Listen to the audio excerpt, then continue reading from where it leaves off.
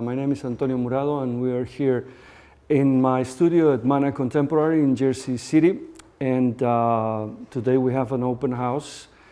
People are visiting and I'm very happy to show my work. I consider myself an abstract painter that works with figurative themes.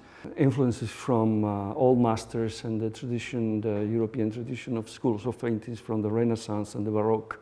I'm working with the figure, not exactly with portraits. The faces are gone, but it's just like the dress and the composition of the volumes that in this case is what interests me for this painting. Lately I've been preparing this group of paintings that the main theme is a figure with a pattern and colorful dress, where I can express and use many different vocabularies of painting.